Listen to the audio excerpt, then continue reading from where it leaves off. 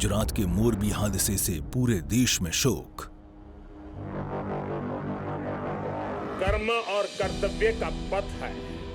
इस कर्तव्य पथ की जिम्मेवारी को लेते हुए मैं आपके बीच में हूं, लेकिन करुणा से भरा मन उन पीड़ित परिवारों के बीच में। केबल पुल टूटने से गई कई लोगों की जान।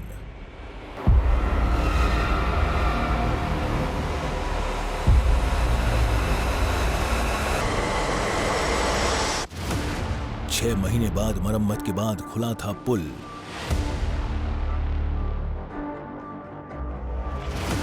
नदी में शवों की तलाश अभी भी जारी।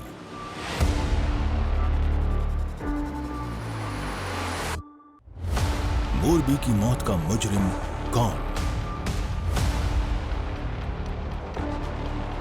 17 रुपयों में बांटी गई मौत की टिकट।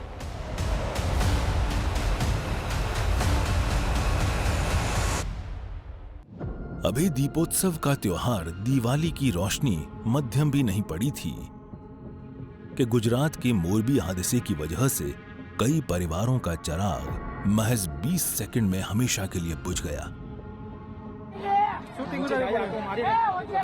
घटना रविवार की है, जब मच्छू नदी पर बना केबल पुल धराशायी हो गया। यह हादसा कितना विभत्स था, इसका आप अंदाजा मरने वालों की संख्या से लगा सकते हैं।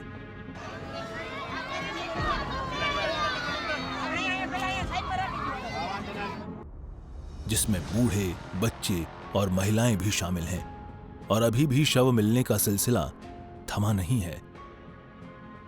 सेना के तीनों अंग, जिसमें गरुड़ कमांडो भी शामिल है, पिछले 2 दिनों से दिन रात एक कर शवों की तलाश कर रहे हैं।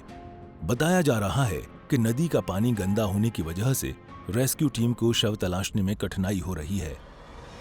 इस घटना के बाद से पूरे देश में शोक की लहर है। देश की राष्ट्रपति द्रौपदी मुर्मू ने ट्वीट कर दुख जताया है। गुजरात के मोरबी में हुई त्रासदी ने मुझे चिंतित कर दिया है। मेरी संवेदनाएं और प्रार्थनाएं प्रभावित लोगों के साथ हैं। राहत और बचाव प्रयासों से पीड़ितों को राहत मिलेगी। वहीं गुजरात दौरे पर पहुंचे देश के प्रधानमंत्री नरेंद्र मोदी इस दुखद घटना पर बोलते हुए भावुक हो गए। कर्म और कर्तव्य का पथ है। इस कर्तव्य पथ की जिम्मेवारी को लेते हुए मैं आपके बीच में हूं, लेकिन करुणा से भरा मन उन पीड़ित परिवारों के बीच में है। हादसे में जिन लोगों को अपना जीवन गंवाना पड़ा है, मैं उनके परिवारों के प्रति अपनी संवेदना व्यक्त करता हूं। दुख की इस घड़ी में सरकार हर तरह से पीड़ित परिवारों के साथ है। गुजरात सरकार पूरी शक्ति से कल शाम से ही राहत और बचाव कार्यों में जुटी हुई है। इस दुख की घड़ी में कांग्रेस भी गुजरात के साथ मजबूती से खड़ी है। कांग्रेस के अध्यक्ष मल्लिकार्जुन ने पार्टी कार्यकर्ताओं से हर संभव मदद करने को कहा है, तो वहीं राहुल गांधी ने भारत जोड़ो यात्रा को एक दिन के लिए रोक दिया है। बता दें कि ये पुल 143 साल पहले ब्रिटिश शासनकाल में बना था, जिसे 2 करोड़ की लागत और 6 महीने की मरम्मत के बाद आम लोगों के लिए खोला गया था।